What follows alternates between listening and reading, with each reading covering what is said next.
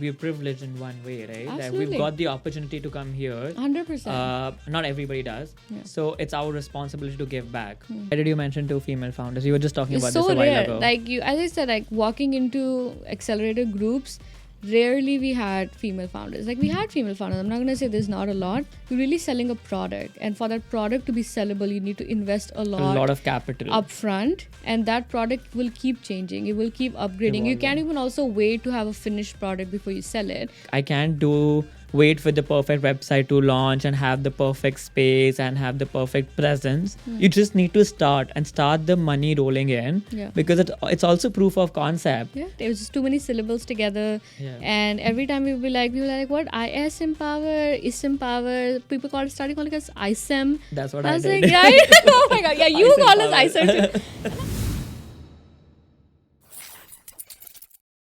I would want you to start with how your early childhood was. Where did you grow up, and what made you eventually come here? Like, let's dive into that. Okay. So I grew up in Chandigarh, born and raised in Chandigarh. Grew up in the same sector all my life, so never moved places. My first home my parents bought was there, and then we moved a house, but literally like a block away. Okay. My school was like 5 minutes away, so I always walked to the school, stayed to the same school from kindergarten till grade 12.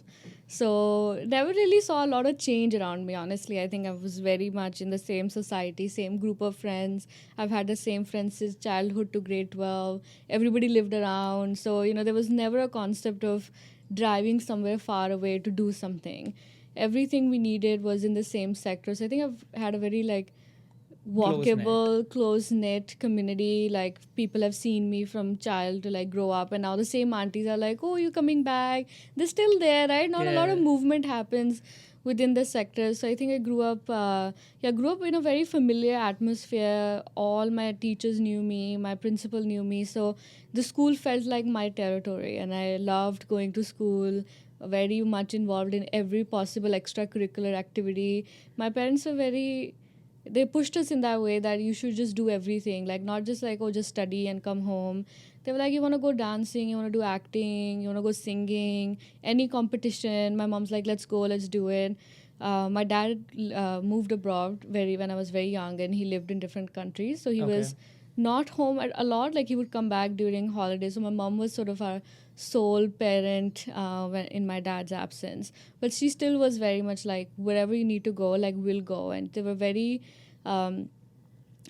ambitious as much as we were, so they always told us to have big dreams and think about what life would look like. Not a very typical Indian girl childhood, in the sense that they were always I want to this, stop you here. Sorry, I'm interrupting, but that's interesting because you mentioned that Chandigarh, it was a slow city. It was similar people around you, right? So you wouldn't find that ambition around you that much versus if you would have been versus Toronto, right? Yeah, that's true. So how did, and you said, but your parents were pretty ambitious for you and or extracurriculars, and when you were growing up, I don't think that was something which each kid did except studying. So you go to your tuitions, your coachings. So for people who don't know what tuitions are, coaching, and then you come back, you study, right? So how come your mom was like, you getting into, so yeah, I think it's probably because of themselves, because both of my parents were born and brought up in villages. Okay. They both moved at a very young age. My dad left home when he was 17, same as my mom.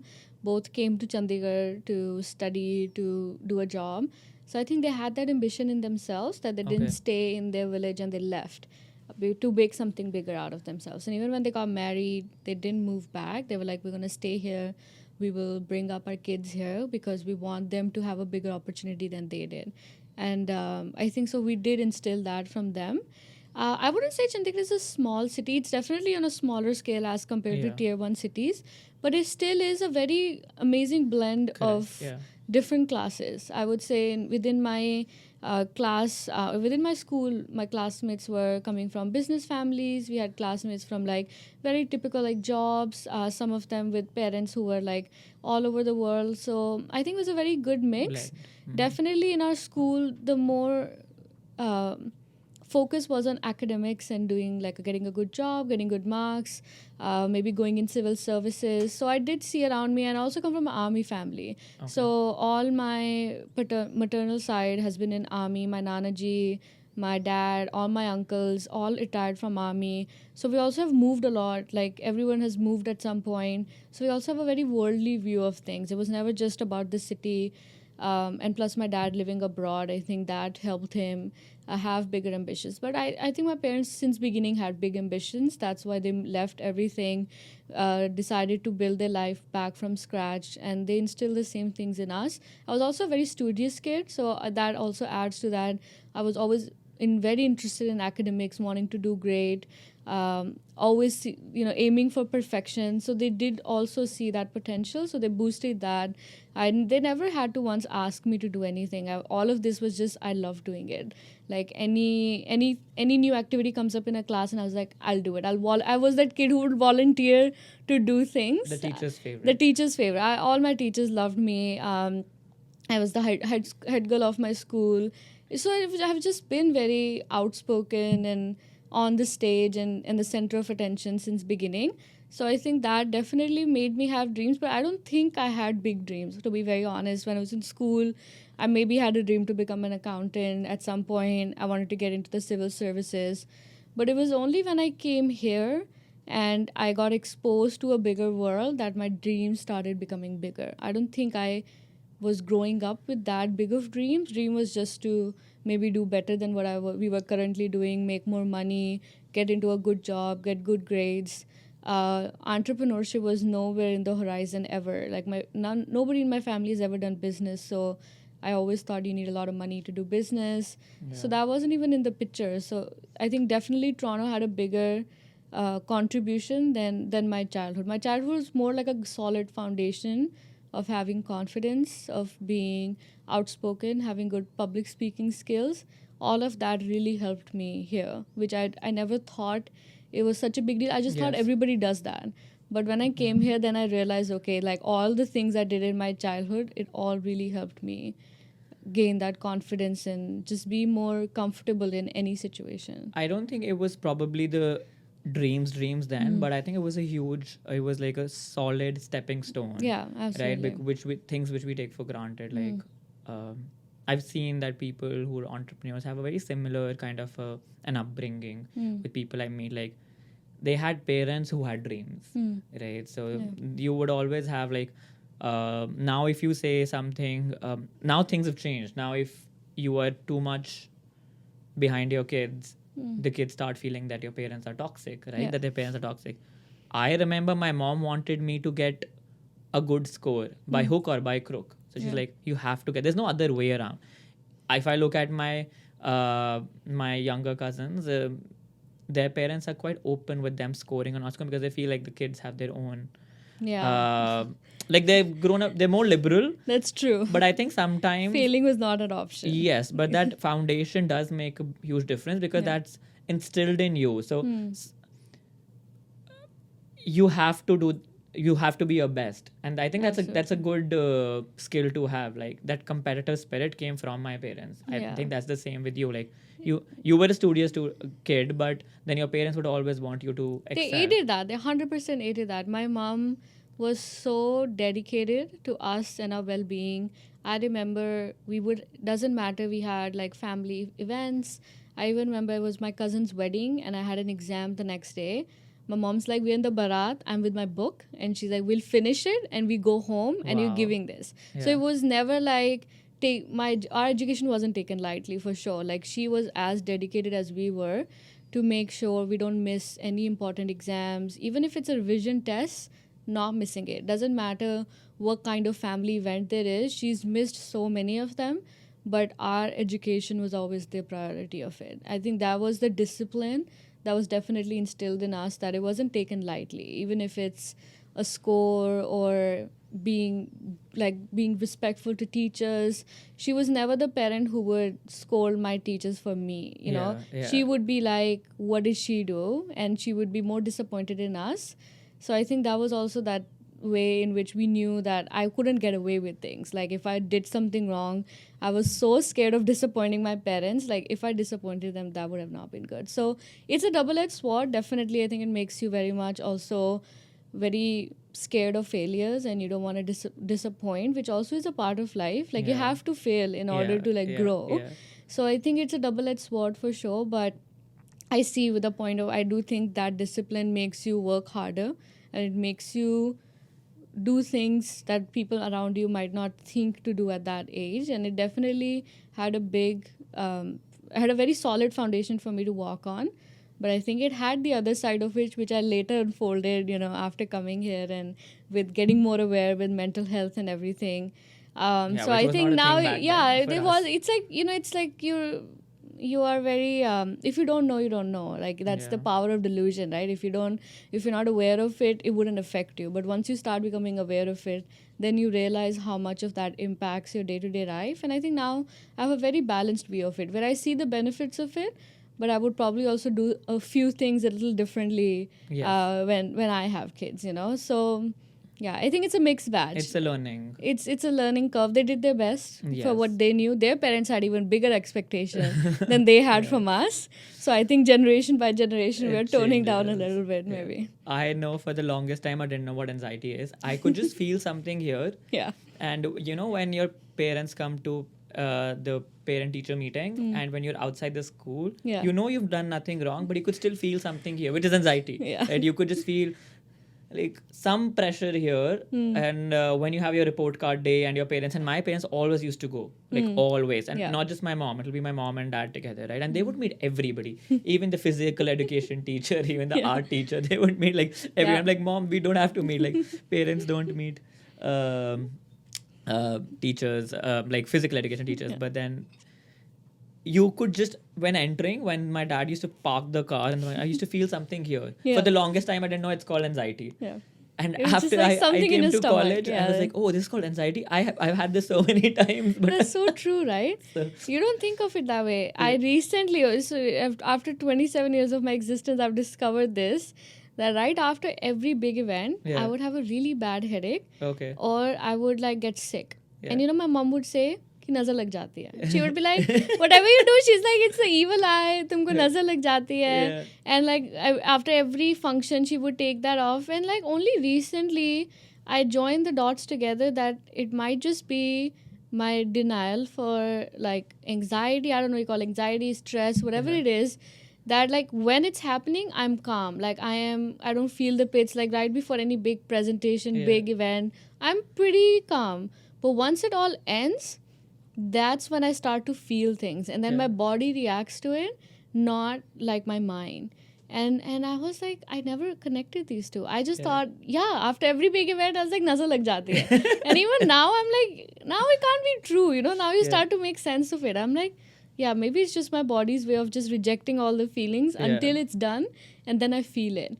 And it's a consistent thing that happens to me after every big event. So now I'm joining the dots together. But sometimes it's better to just not know. You just like nazar lag jati hai, and then it's an easier way to like just process it. So you mentioned that after coming here, the dreams probably became 10x of what they were, right? Or you started dreaming bigger. And so let's go to that. When did you come here, and how did that decision happen at home? Like, and so I know that your sister's here too, right? So probably she would have come before you. Yeah. So how were the whole dynamics? Like, are you the only two in your family? Yeah. So sending both the daughters abroad, and I know, especially in Indian families, you anyway know that the daughters have to go, and that the whole emotional baggage with it, right? So how were your parents' reaction when your sister came, and then you decided to come as well? Yeah. I think my parents have always brought us up very like thinking in the way that you have to do good. I never thought of things like, oh, as a girl, I should be doing this, or as a boy, because there was no boy at the home, right? So I think it's easier that way, because there's no comparison to make. So my sister, when she came, I had a cousin who was already here. Okay. So then my sister was actually the first girl of the family, within the extended family, who left to like study abroad. We had a lot of relatives. Which year was this? She came, I think, 2012. Oh, wow. So like long time ago. And at that time, I remember my dad was like one of his co-workers, because at that time he was working in UAE, and Okay. there's Pathans, they're very conservative. And he's like, "You're so stupid to spend so much money on your girl because you have to spend it again on her wedding." Yeah. So he's like, "Just save your money and just spend it on her wedding." Yeah. And my dad's like, "No, like she'll make her own money to spend on her wedding. I'll Yeah. just spend on this and make her a Yeah. good life, you know." Yeah. He never saw things that way, and for that we are very like grateful that my parents were, as I said, very they were behind us, like they were the wind beneath our wings, like they always wanted us to achieve big. So when my sister came, it have definitely opened a lot more doors. After her, all the girls of our family have come now. So like she's the one who opened the gates, and The torch now bearer. every single girl after her, there was like also becomes a good example. Like she did good, so now we can send our daughter too. So when I was in grade 11, that's when the conversation started. I wanted to stay in India because I was doing good. I had that dream of going to the top college and then doing MBA, and like being like that, kind of following that path. But then my mom was not that keen on it because she wanted us to be together.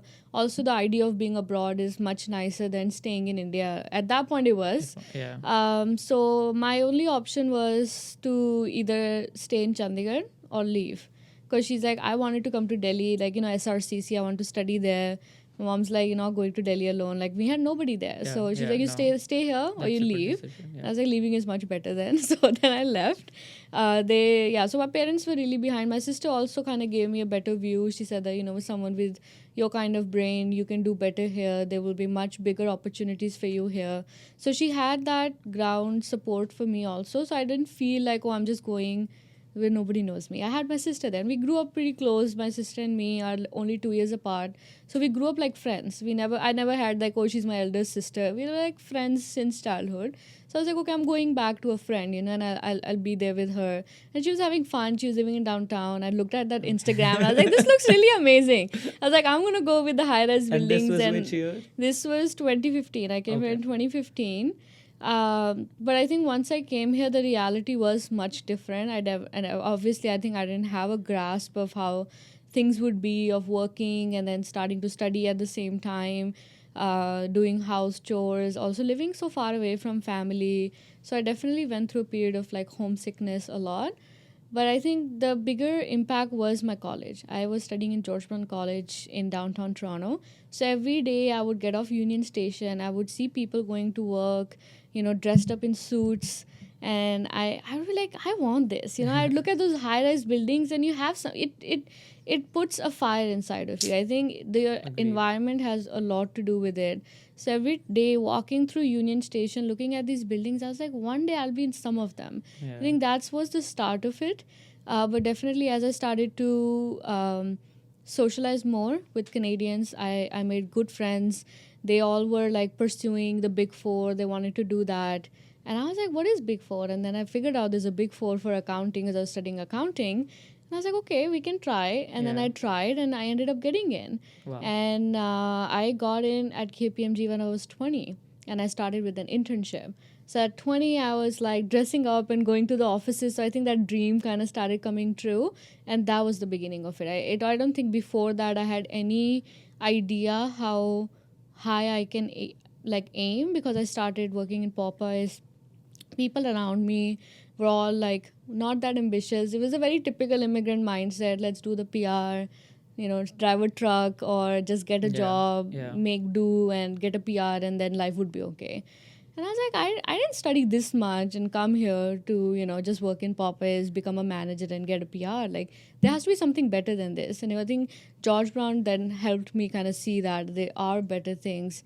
So I started working for RBC first, and that's how I got into KPMG. And once I started working there, that's when the floodgates opened. I think that's when I started getting in financial district. And I was working with high net worth clients.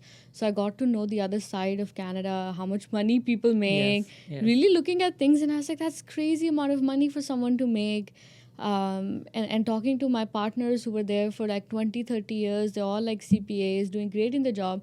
All of that started helping me open my eyes a Dream lot big. more. And that is what really opened my eyes to entrepreneurship, what it could really do to people, and how a job wouldn't help me achieve what I really want to achieve. And the achievement was always to kind of step up from where I came. Like my dad always said, like he started from zero, he got to one point, and he's like, that was your starting point. You have to take it to the next level so that your next generation will start from there.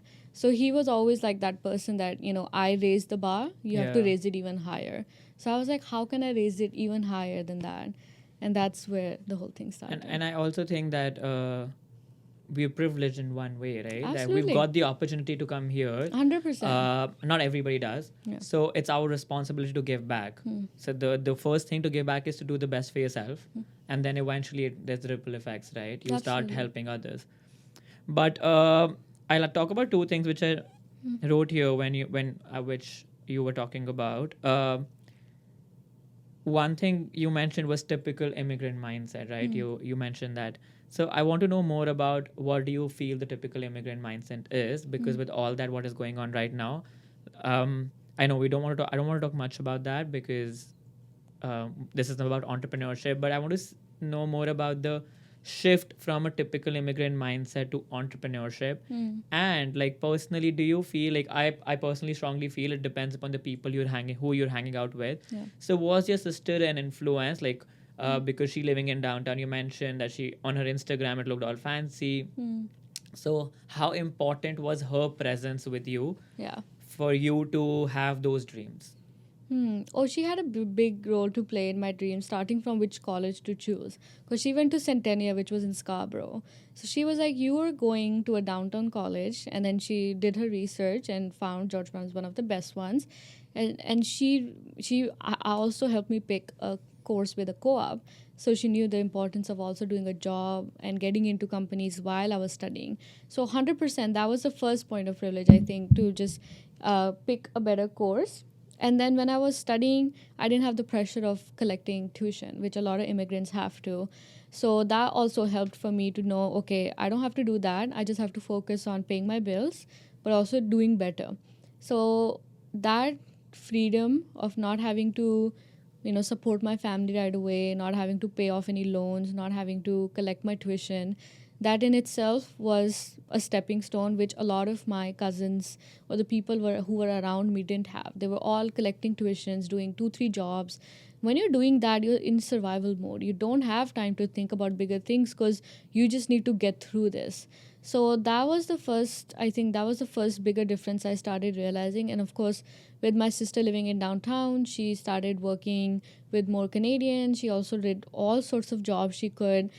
So she also, I think, had that idea of that things could be bigger and like we could do things in a better way. And I think also coming from a city, living in Brampton really felt like I was back in Punjab. I was like, this is not how I saw life to be. Like we grew up on the main road, always walking, doing things.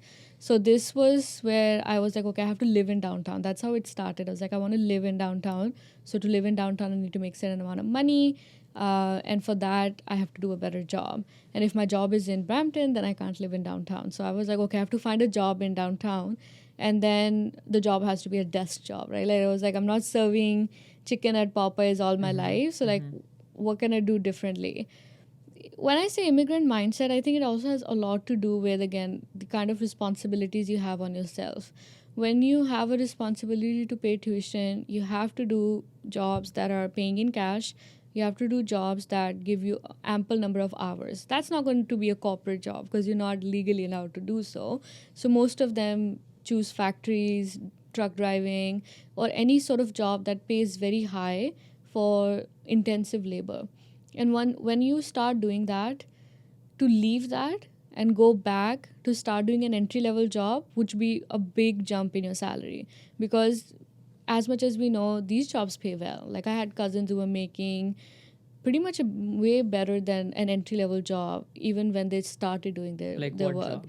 Like one of my cousins was working in a factory that packed breads, and they were at that point paying them $25 an hour.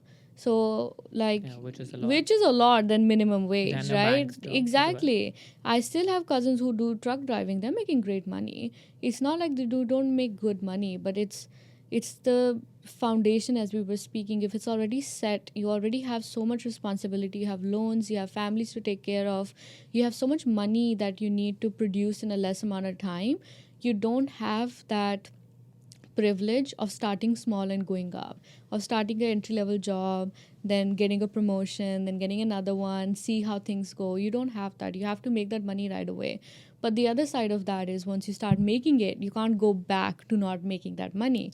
So there are some people who successfully, do a labor job, then get some certifications and go to the other side, but that's not most of it. So most of them kind of get stuck there, and then they really have to either start their own business or do something else to help do things differently. The other part of that is also the typical immigrant, I think, that's coming here are not the big ambitious students. They are the students who were, what you call like average back home. You make good grades to get by. You come from a middle class family where everyone did a job. So you're like, okay, I just need to do a job to make money. And if I'm making more money, then the idea is not to have a bigger dream. The idea is to just have a life, right? To buy a house, to make sure your grocery bills are paid, your family's okay. So I think that makes a bigger difference in the type of life you want, and also just the hunger you have for that life. And I don't think necessarily everybody needs to have a hunger for a bigger life. Yeah. Like if that life is good for you, your bills are paid, you're gonna build a house, that's great, right? Like you're getting by. Not everybody needs to do a business or a big job. Like for them, that's good. I think the typical immigrant mindset, when I say, is there's a lot of focus on PR. Like, let's just get PR. And I always tell them PR is just a document. Yeah. Once you do it, nothing's going to change. You're still going to have to do the same job. You're still going to have to go back to the same house. So you don't think of building things from first, like ground up, right? You just think of the goal is PR. How can I get there as fast as possible? Only once you get there, then you realize you can't go back. And now you have to just keep rolling with it. And I think that's where the hamster wheel starts, and it can never end. But I think that's what was instilled. That has been instilled in our minds. Like when I came and my family was like, just get your PR first. I said, no, that's just one part of it. Yeah. The idea is to create a life. Yeah. If I've left my parents, and they've done decent for themselves, so the idea is not to have an average life. I would rather stay with them. Yeah. Right. As you said, they've already reached a certain level. If I have to be at that level, I would not want to come here. Yeah. Right? I have to go beyond that. Yeah. So PR is something which I used to say this, and people used to laugh that I used to say that I'll work so good that the government won't let me go. Like it'll be their loss if they let me go. So it's not overconfidence. I'm just telling myself that, Ash, this is not something which you were here for. You will get that. That's a part of your journey. It's a byproduct of success. Yes, right. So, but you have to work so well that the government also say that this is a loss to the country. Yeah. And what's wrong, right? Like if you're doing a skill which is in demand, if you're doing something of that sort, you would people would want you to stay here. You would find people who would want to sponsor you because you're adding value to it. So why entrepreneurship? How did you get into entrepreneurship? I don't even think I was doing anything thinking about entrepreneurship when I was at KPMG.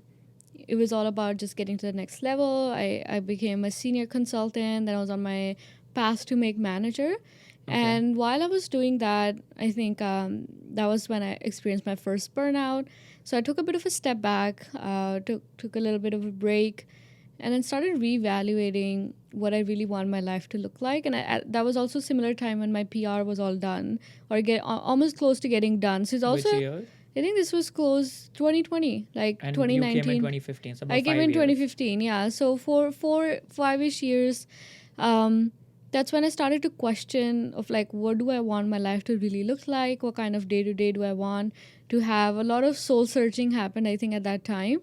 And I also started meeting students who would talk about, how did you get this job? They had all the same questions I had, like exactly same questions. So it made me realize, okay, I did get some good advice. I had great mentors. I made good friends. All of that led me to this. Like it wasn't a very soul effort. It was all about the type of people that were around me. So I started giving that advice back to students. And I was like, how can I do this? Like there has to be a method to do this. YouTube was too much of a commitment at that point. Instagram, I was like, people are there more for entertainment. So where can I do that? And LinkedIn at that point was just starting to become popular. I had a few creators I was following who were sharing content, and I was like, this sounds like a good place. Like, it's a professional setting. If I can give professional advice, people are here to listen that. So I started with my first video on LinkedIn. I think this was before around the ending of 2019. That's video. Oh wow. Okay. And I saw someone, and I was so brave. I had not even written content. I was like, I'll just make a video. Okay. So I popped up a phone on my window and I started recording. That first video was like a 5-minute long video. Just like rambling on that video. I was just like, okay, this is my journey. This is how I came. I want to share this. And that video did great. I got so many views on it. I think I got like 10K views or something. Wow. And I was like, this is great. Like, I was like, perfect start. I was like, everybody loves this. This video is doing good. So that's how it all started. I started doing videos around job search in Canada, tips to, grow your profile. How do you get a promotion? And people started connecting. I got like, I think about 5-6K followers within the first 6 months. Wow. And I was like, okay, this is great. And that's how I realized that there's this bigger gap in the market where students really wanted me to do more one-on-one things. So, and that's when pandemic hit also. So I had a lot of free time. So I was like, okay, I can start doing some one-on-one consultations with students. So I started with doing one-on-one consultations. Then I did a few workshops. And that's where the idea of podcast came around. I was like, oh, maybe I can make this into a talk show. Yeah. So I recorded a few videos, but then I was like, not feeling it. And that's when I met Pat through LinkedIn. She reached out to me on LinkedIn. And at that time, she was running Empower International Students, which was a non-for-profit. And she was doing that to do mentorship for international students. So she already had like a group of 10 volunteers. She was in BC. And we really had that first chat to really see maybe we can do a workshop together. But when I saw what she was doing, I was like, I have a similar idea. Like, I wanted to build something. I was doing a one-on-one. I wanted to take it somewhere further. So I was like, you already have it going. Why not we make this Canada-wide and do this together? Yeah. And she was like, I was thinking just the same. So that's where I got into Empower. And we started doing more mentorship. We ran like 4 cohorts, bringing like mentors together, students. It was like a 4-month-long program, really helping them elevate their journeys in Canada, learn about job search. So while we started all online, all in pandemic, and then we were like, okay, we can make this into a course. So we built like a boot camp. And that's when the whole idea came into life that we can make this into for-profit. Like, we don't have to do this as a non-for-profit. Why don't we build a bigger solution? And that's when in August of 2021 actually is when we turned it into a startup. Let go of all the students, like volunteers. We filmed like a 7-day boot camp.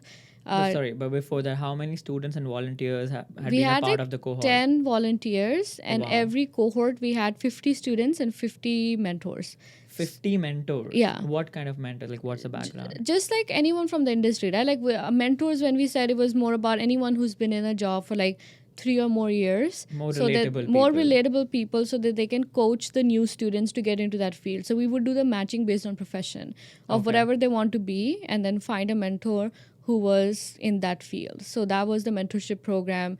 And it was really to help students get guidance on how they can enter that particular field, job search training, business communication training. So it was a very structured program. So we had, at that time, over the 1 year, we connected with about 10,000 students. 10,000 students? Yeah, and we did that through our partnership. So we started working with colleges and universities, and we started partnering up with them also, doing workshops, mentorship, content, right? Built like templates for them. So just like doing a lot of different things. And that's how we had we had a volunteer group of 10 people. We did also a lot of in-person events. This was when the peak pandemic was done, and we were still having some time. So doing more smaller like networking events. Pat wasn't here though, so you were doing it. Yeah, so I was doing it in Toronto. She was doing it in Vancouver. Wow. And you had never met? We've never met. Okay. So the first time we met was after a year when pandemic, like the lockdown lifted, and I flew to Vancouver to meet her. And that's where the idea started, and we started to sell the courses. At that point, we were selling it, I remember, for like $350. It was a 7-day boot camp. Like per student. Per student, very Okay. action packed, giving them templates and everything. So we did that for 6 months, and Sorry, Yeah. I'm interrupting, but I want to know more. Like, how did you prepare that course? The template, was it like Excel templates? no, it was a detailed like video course. So we Okay. recorded between me, Pat, and we had another co-founder at that time. Mm-hmm. We recorded videos. We shot some about 120 minutes of content and included like assignments, templates. So it was a moduled course on Thinkific.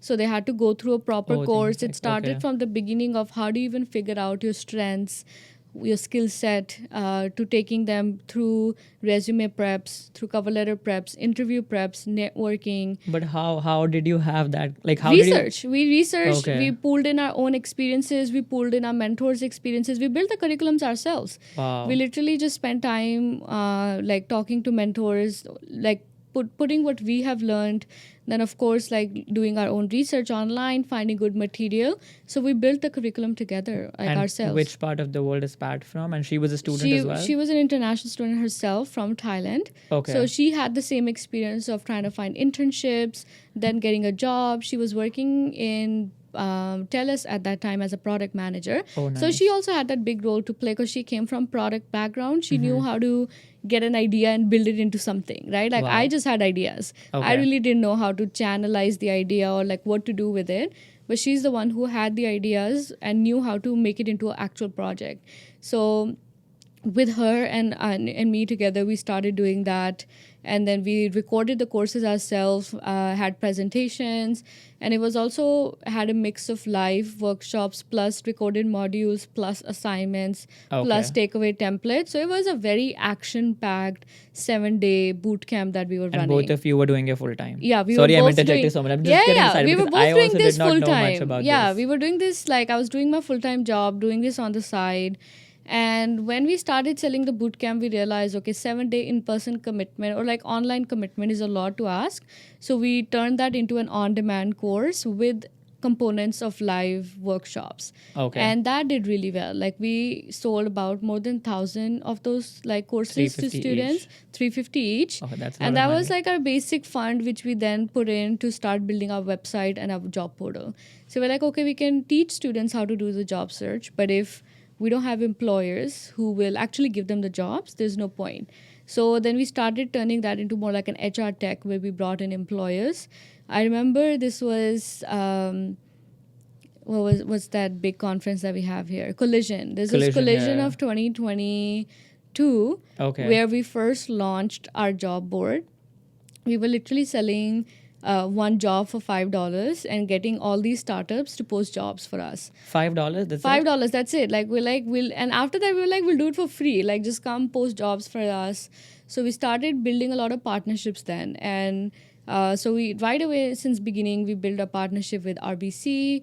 We had like TELUS come in. We had like some good big names that came in very early on, and then that's how the whole idea started to build a tech solution for international students. Before that, we were doing it very on a one-on-one basis. But we realized if we want to scale this, we can scale it one-on-one. It cannot be scaled through mentorship. It cannot be scaled through counseling. It cannot be scaled through doing events. We have to build something bigger. So that's when the job board, once we did the job board, we're like, okay, then we have the course, we have the job board, why not do it together? But what was the job board? It was just like a plugin on Wix where we just like can post a job and students can apply for it. You were not doing any trainings for them or nothing? We were doing the boot camp, but that was a separate product. And then we have the job board where students could apply for job. Okay. But we had to bring that together. Okay. So that's when we invested our money into actually building a web app where we can bring the training and the job board together. And we launched that portal in the end of 2022. Okay. And that's when I quit my job. So 2020. And what about Pat? Pat left her job in the beginning of 2022. Okay. So she also moved to Toronto. So she moved to Toronto. Her husband also moved with her, and then she started doing this full time. And that's when we started the prototype of the app. We also hosted our first career fair, which got like 3,000 students. Wow. And that's what really made us realize, okay, like there's something here. which we can make it bigger. But we were starting to also like make money out of it. So I wanted to wait till a point my business could sustain at least my income, because I was doing it by myself. So I couldn't go without getting paid, because I was like, that's not possible. I have to get paid. Yeah. But at least I'll be okay if all my bills are covered. So that's how we started. And I left my job in November of 2022. Parents were not happy about that, Yeah. but I just did it. I quit, and then I told my parents. Before I was kind of tumbling with the idea, I actually went on a reduced schedule in the beginning of 2022. So at KPMG, they allowed us to go on like a 60% or an 80% schedule. So I went on a 60% in the summer of 2022 and started putting 2 days a week to empower full time. And then slowly I made that transition. My parents were, because we don't come from a business background, thought like you need a lot of money and capital to start a business. They didn't understand. Which is true. They didn't understand what a Yeah. startup is. They're Yeah. like, what does that mean? Like, what are you trying to do here? Yeah. But my dad, thankfully, like read a lot, listened a lot, and then he was like, okay, I understand what a startup is now. So he was Yeah. more supportive. My mom was not that happy. She's like, you worked so hard to get this job, and you got that dream job, and now you Yeah. want to leave it. She's like, and to do what? To do a business? She's like, like we don't have that much money. Like, how are you gonna do this? So she didn't understand the risk factor also for a startup. But then she came around. I think as we started to do good, right away when we launched, we started to build. No, but sorry, Yeah. again interjecting. You left your job. Yeah. Can you give us a ballpark of how much you were making through your job? Just so that we have an idea that how much courage it takes to leave a job, because it was a huge step, especially Yeah. when you're an immigrant, right? Definitely. Yeah. So I mean, I definitely wasn't making six figures, Yeah. because I was making Around that. Okay. a little bit less than that. Okay. But as a senior consultant, you're paid somewhere between like 70 to 90. That's like which is the usual reasonable, range, because you is- had just started yeah, your that job was 3 years 2 into years it, after graduation, 3 years after graduation, and an immigrant, so and that an was good immigrant. money. Yeah. And it was also not just money, but it's the prestige of it. Correct. Right? It's a big company. You're going in an office. I was like really close to getting my promotion for a manager. Yeah. So it was like right here. So I had to like not just leave the current job. It was the potential of The making opportunity cost. 6 figures. Like if I stayed, I would have made that in Correct. that year. But it was more of it was always came down to the kind of life I wanted to live. And I was just, as much as I loved my team, like I was blessed to have an amazing team. They were great people. It was never a toxic environment. They were all very supportive. I was the youngest person there, so they were very much looked like a baby to like after me, and my bosses were great. I could speak to them at any time. It was really about doing something better. So when I quit, I was actually like about to cry in my boss' office, and I was like, I'm sad, but I'm like, I have to do this. And they were like, you can come back at any time, because you're gonna do great. And they were just so supportive too. I think even looking at their support, I was like, okay. Like it was a good company to have. I don't know if you know, I started my career with KPMG yeah, too. I know, So I know. Yeah, that's a very good company, very good team. So yeah, that's when I think leaving was definitely hard. But I was like, okay, as long as I can pay my bills, right? I was very smart with my money, so it was I saved good money. So I had a backup. I was like, and if anything, I can always go back. I had a skill set to rely on. And it's a very niche skill set, you work in it, how hard it is to find tax talent, especially in a very niche field. So I also had that peace of mind that I wouldn't become obsolete. Like if I have to come back, it's a niche skill set, I can come back. And I had built great relationships with my team. Like they were like, we'll take you back anytime. Like you just want to come back, you can come back. Like we're fine with that. So I was like, okay, I think it was also not a big risk for me. I was like, okay, I don't have responsibilities. I don't have a mortgage. I just have to pay my rent, get by. You did not buy a car, so I did not have a car. Yeah. I literally had nothing else than a rent to pay. Correct. So I had also that like freedom to take that risk. And I was like, if I don't take it now, then when?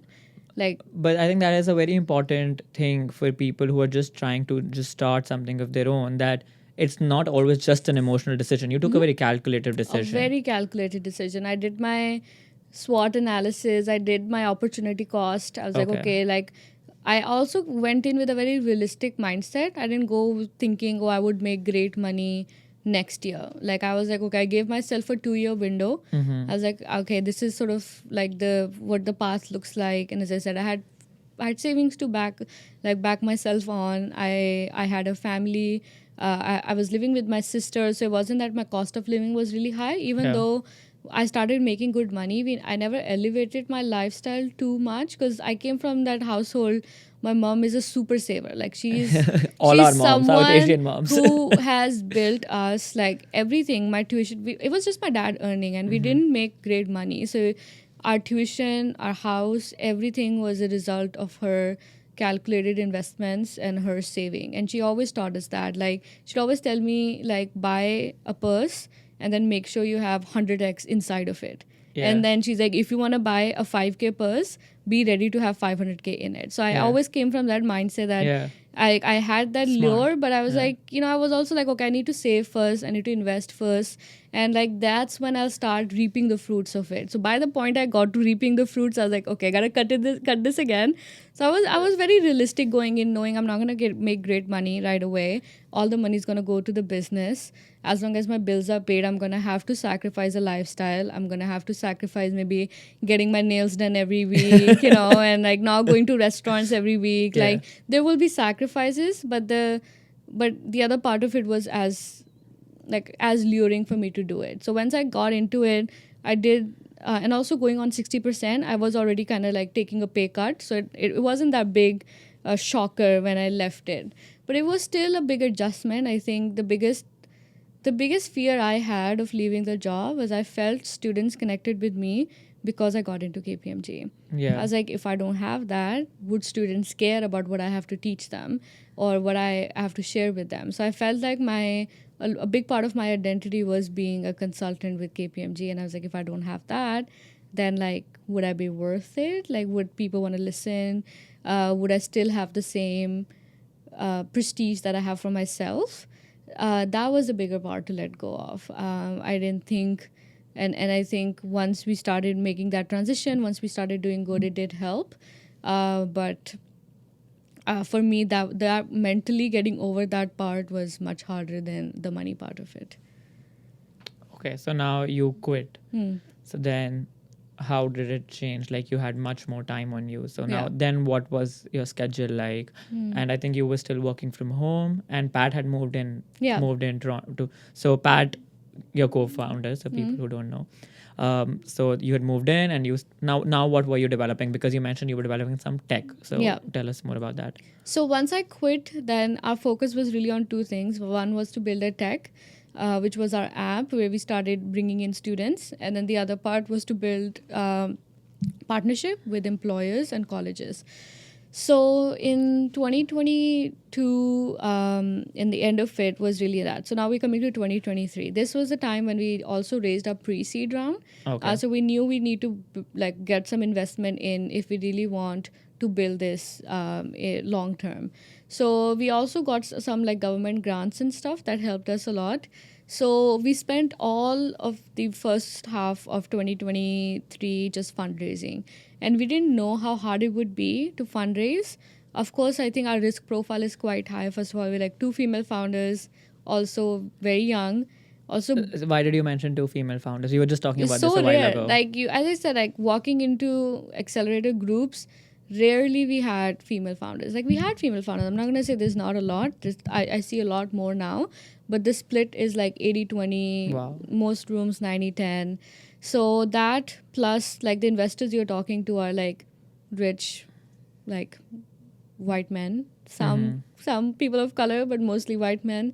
So intimidating? It's intimidating. I think it's also just we were doing this for the first time too, right? Yeah. There are startups who are doing it for the first time, but they come from some technical brilliance. You'll have co-founders who are so technically brilliant in the tech they build. They'll have some groundbreaking product. For us, we were also building a product that was for international students. So very niche. When you would talk to investors, they're like, well, there's only a certain number of students. So you're not a unicorn, right? You're not going to be $1 billion company. You'll make millions, but not billions. So VCs are not interested. They're right away is this $1 billion business? No. Then they're we don't want that. They want the next unicorn, big groundbreaking tech. So then we had to also, it took us some time to realize, okay, these are not our ideal investors. We have to go somewhere else. So that's when we started to find more immigrant investors, more like people of color who understand immigration. We started looking into angel investors. And that's how we met our first group of investors who came from immigrant backgrounds, who understood immigration, understood the value of international student. And that's also the time when Apply Board got their $4 billion valuation, right? So they became a unicorn in the immigration space. So everybody in Canada was looking for that next Apply Board, like where could they put their money in? So that also helped us. So it took us 6-7 months to raise money. And once we got that money, that's when we started, we hired a full-time software developer. We had an offshore team. And that's when towards the end of 2023, we really got to a place where we had started putting the ground roots of building an amazing tech. So we hired a designer to get us a prototype. So towards the end of 2023 is when we were still getting employers. We did about 3 career fairs that year. We also hosted a lot of events, and then kept selling our bootcamp. Same bootcamp which you same developed? bootcamp that we developed. Oh, But no, okay. we changed it. So after that, we got recruiters and hiring managers to record the course themselves. So it's not like us teaching it, actually getting experts to do it.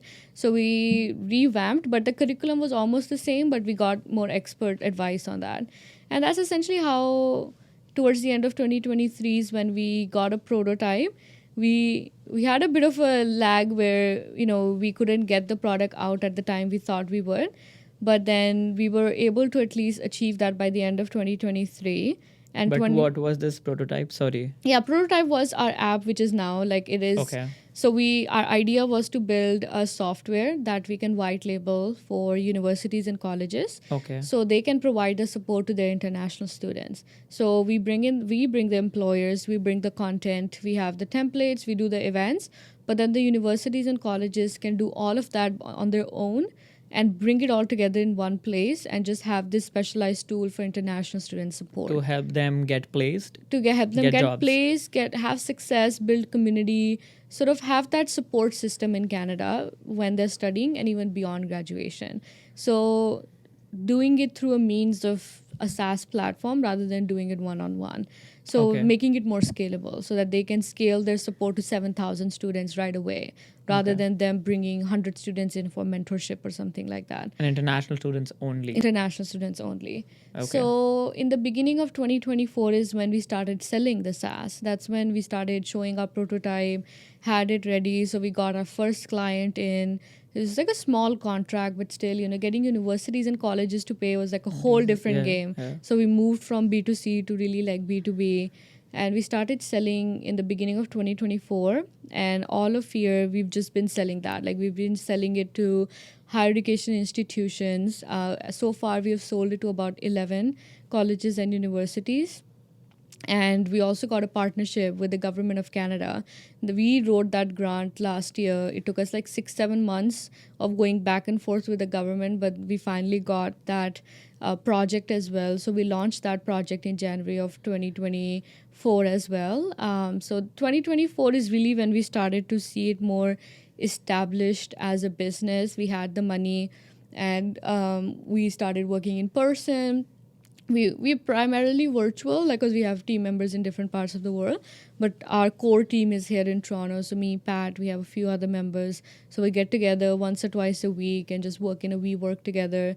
And now we got an office, so we work in the office together. So yeah, small bits and pieces, but we're making change. But I think as you grow, I mean, you're an entrepreneur, you understand that. As you grow, there's growing pains and there's just challenges keep changing. Before it was something, now it's something else. But just balancing it all together, raising money, then I think building a SaaS is really different than building a service industry because you're really selling a product. And for that product to be sellable, you need to invest a lot of capital upfront. And that product will keep changing. It will keep upgrading. Evolving. You can't even also wait to have a finished product before you sell it. So you have to really sell a beta and then hope people love that beta and then build on top of that. So to sell that and now to continue to improve it is a whole different ball game.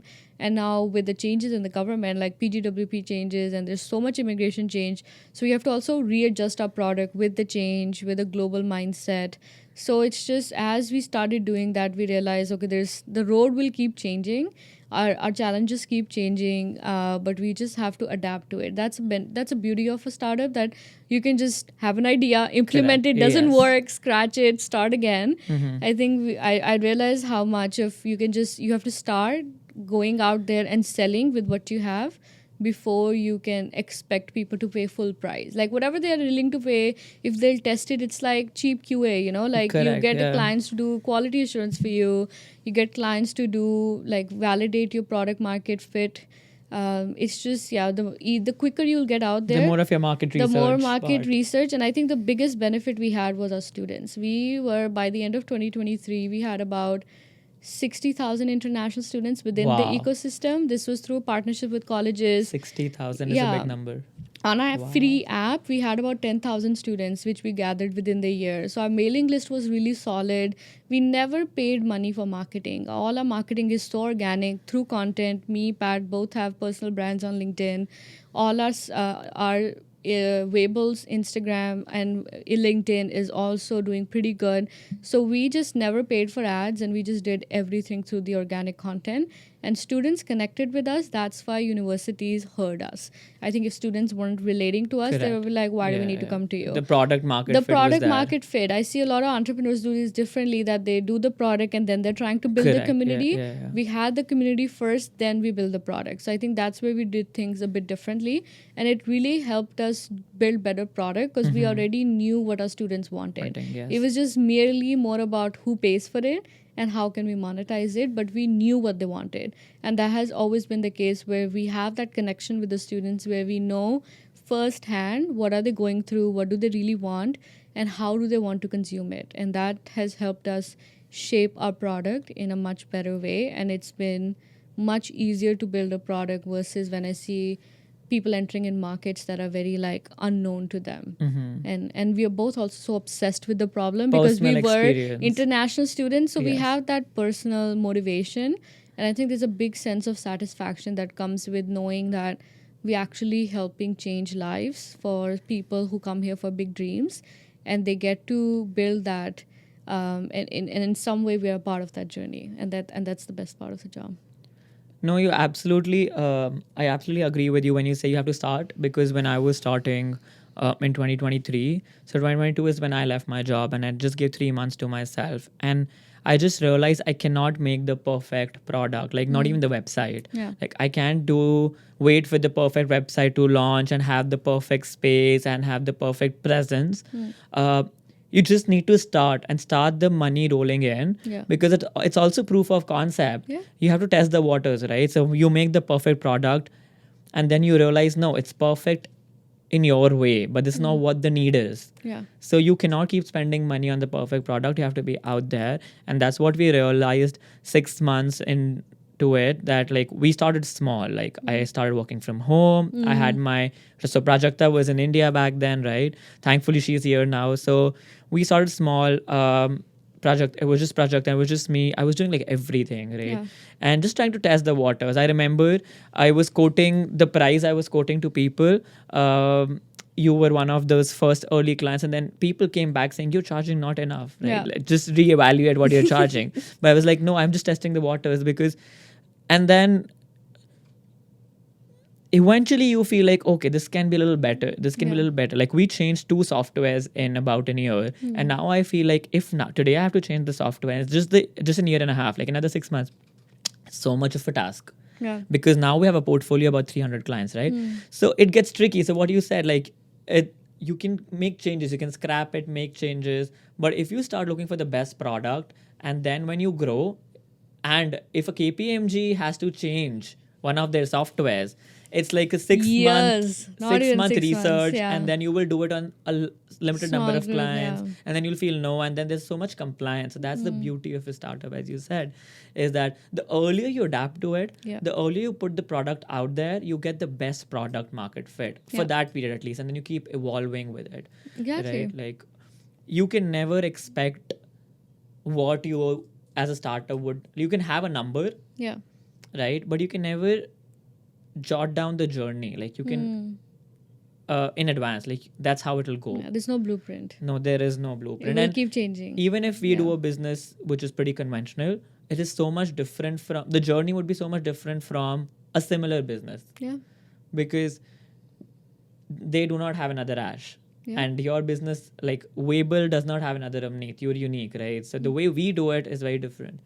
So now you mentioned about the business, how you did that pivot, right, coming into tech.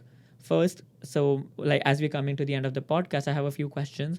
But the first question is, how did that name change happen? So from we never talked about it. So from Empower International to Empower and then to Wayble, I would want to know about the name change. And then I would also want to know, what does the future look like? Because as you already mentioned that with all the changes coming by the government, they're out of your control, right? So do you think of expanding it to another country, maybe the US, or what the plan is? And the third is, if someone wants to start a similar business, a SaaS platform, something like this, where do they start from in Canada? Okay, so I'll start with the first question for the name change. Yeah. Originally, we were called Empower International Students, but that was too long. Like every time we had to say it, it was like a mouthful, you know? Even writing it, it was just so much. So we're like, we have to shorten it. It has to be one word, right? Yeah. For people to remember company, it has to be a one word. Correct. So we did a word play, and IS was for international students, and then Empower.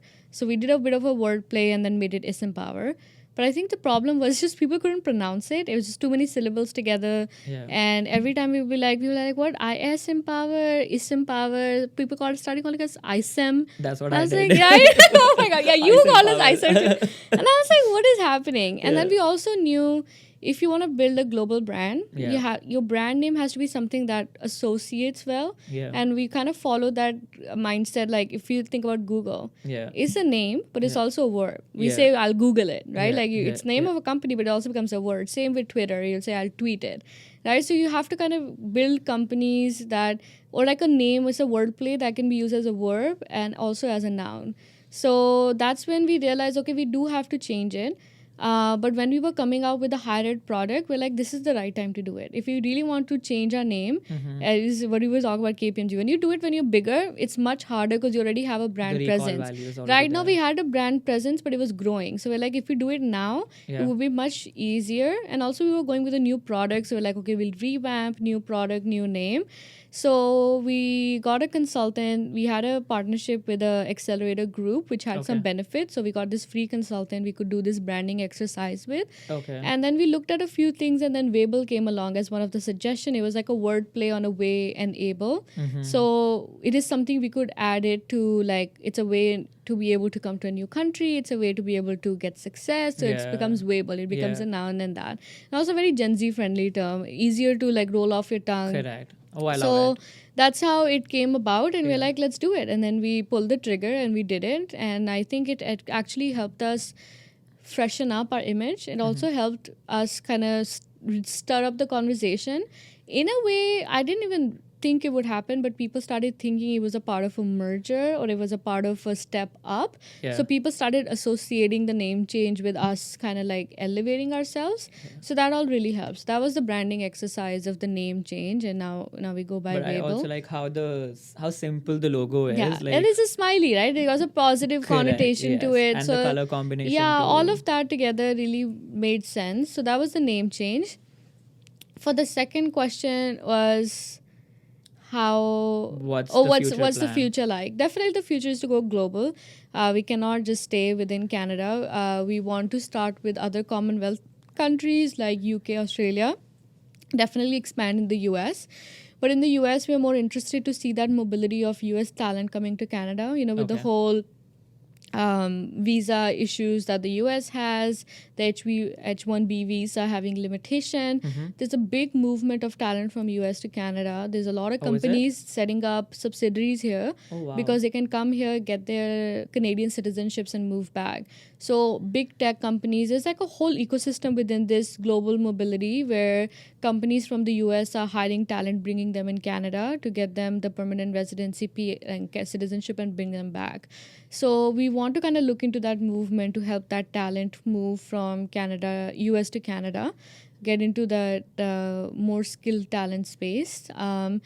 definitely the government policy change is not ideal, but actually helps us push universities in the right direction. Before, because it was status quo and there were so many students, nobody really cared as much. They're like, students are coming, they're going to keep coming. Why Anyway, do we they'll need keep to put in coming. so much money Yeah. to like attract more? But now with that they're fighting for students, now it's hitting revenue. Yeah. When something hits revenue, that's when they hear. That's when we've had so much it has been so much easier to have conversations this year as compared to last year, because people are concerned, because they know it's harder to get international students. They're already aware of the struggles. People are coming forward and speaking about it. Government is speaking about it. So there's actually a lot of these rules help us build a case for ourselves and makes our services more mandatory than they were before. So it's actually being much more helpful to run this business.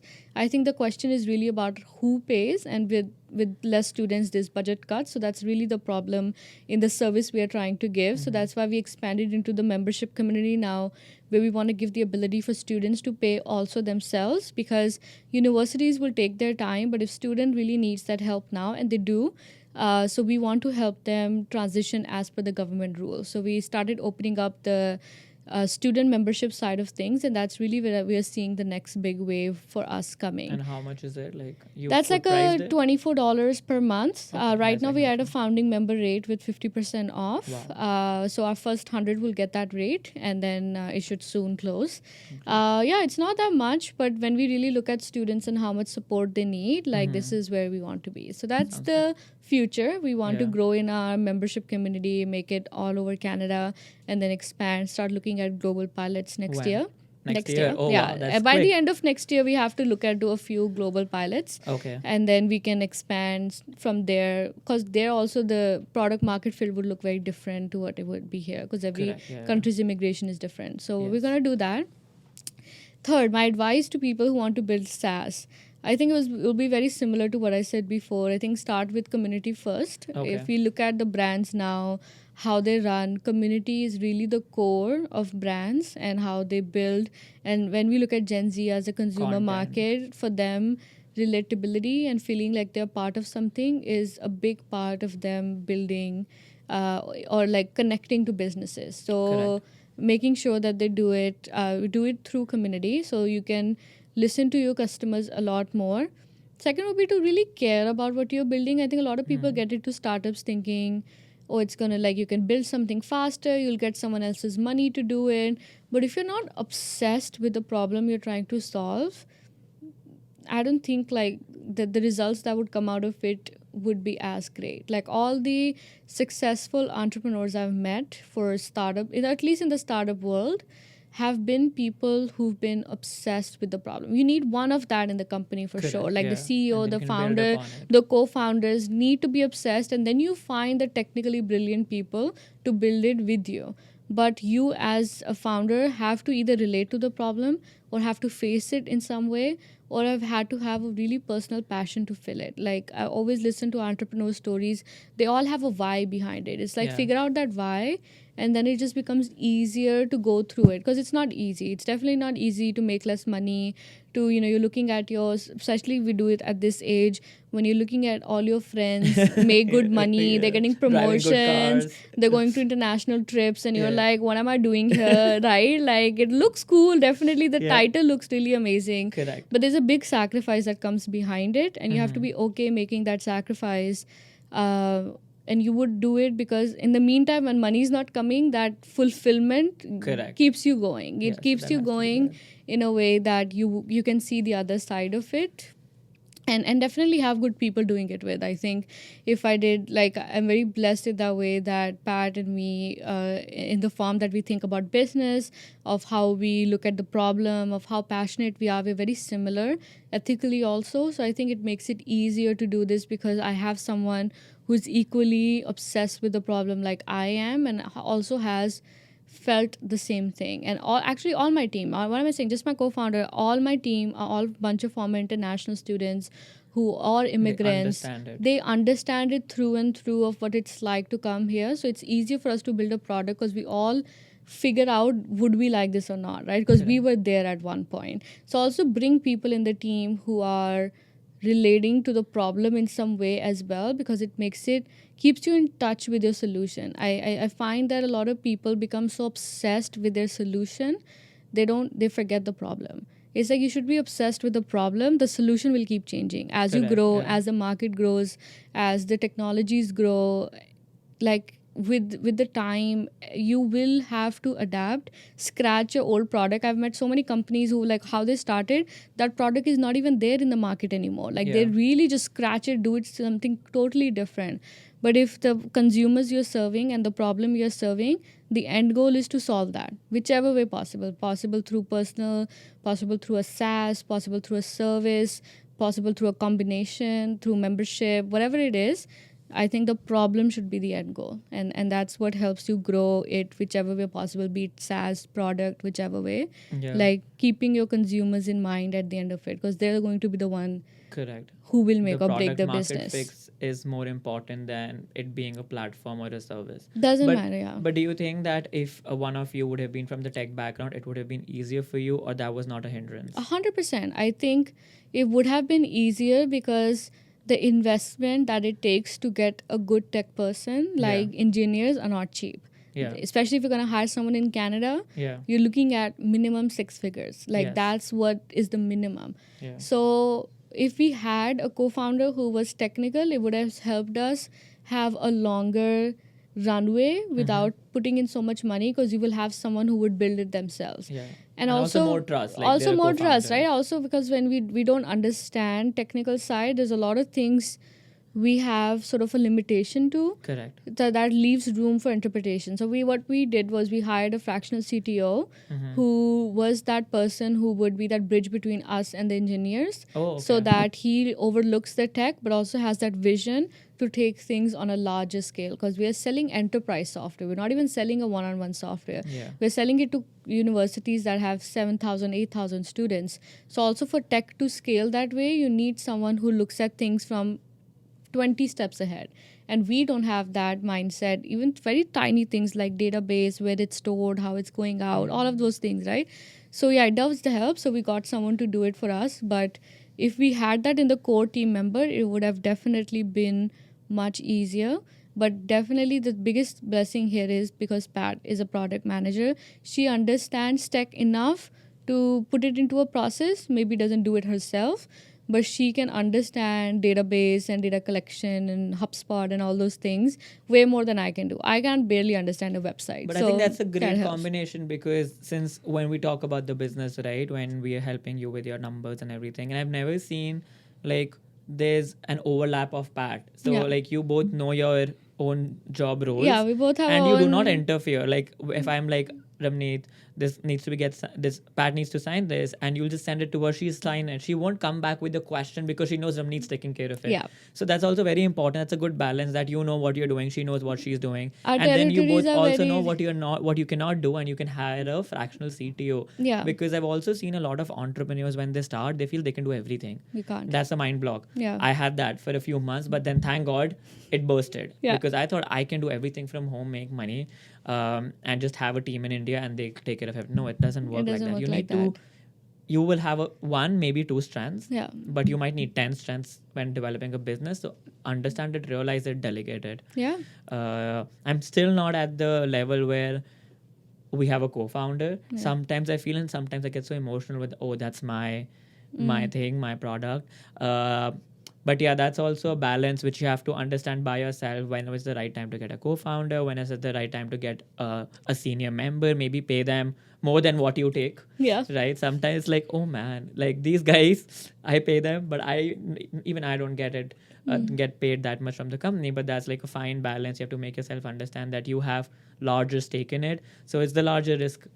Larger Right, risk rather the step back you have to take. Correct. No, it was amazing talking to you. I had so many more questions. I keep telling all my guests, maybe we need one more Part two. episode, part 2, and I think we'll have part 2 for each of our guests, because absolutely. I wanted to know like how your money model works. Like you said, 7,000, 8,000, is it per person? what kind of revenues are you looking into, what your goal is. You mentioned that you had a pre-seed. Are you looking for a seed round?